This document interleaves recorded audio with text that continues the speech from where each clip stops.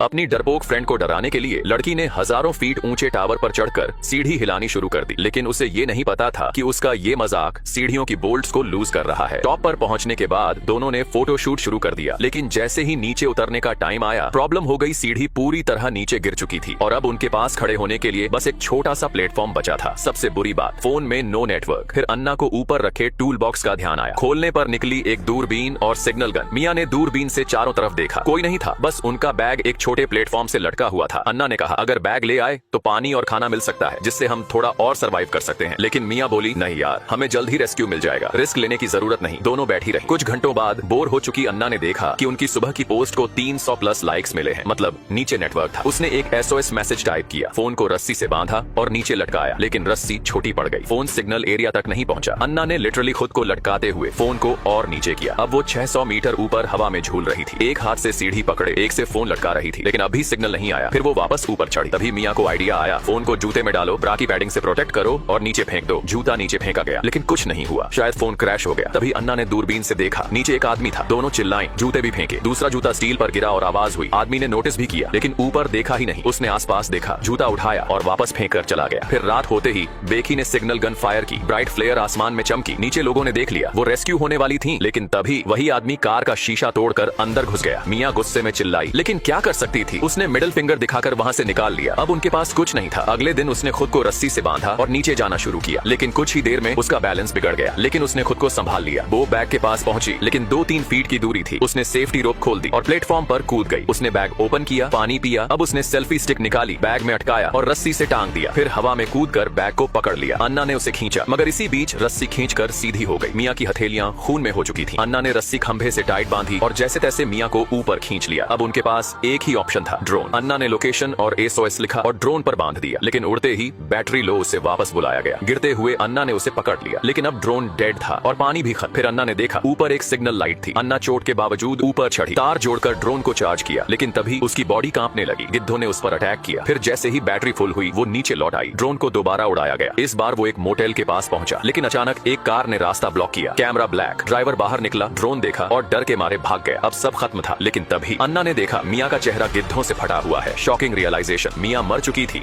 जब वो बैग लेने गई थी, तभी गिरकर मर गई थी। अब तक अन्ना सिर्फ उसे इमेजिन कर रही थी। डर, अकेलापन और भूख के बीच अन्ना ने आखिरी कोशिश की। उसने गिद्ध को पकड़कर मार डाला और उसका कच्चा मांस खा लिया। उसने नया प्लान बनाया। मियां के जूते में फोन रखा, SOS भेजा, फिर उसकी डेड बॉडी को नीचे गिरा दिया और इस बार मैसेज डिलीवर हो गया। रेस्क्यू टीम आ गई। अन्ना बच गई, लेकिन मियां की डेथ एक्सीडेंट नहीं थी, क्योंकि मियां ही थी जो उसके बॉयफ्रेंड के साथ अफेयर में थी। वो सब छुपाकर उसे टावर पर लेकर आई थी, लेकिन जब मियां बैग लेकर लौटी, अन्ना ने जानबूझकर सेफ्टी रोप छोड़ दी। और सबसे डार्क ट्विस्ट, मियां भी अन्ना को गिराना चाहती थी, लेकिन लास्ट मोमेंट पर उसका दिल पिघल गया। आप बताओ, ये रेस्क्यू था या रिवेंज? ये सर्वाइवल था या साजिश?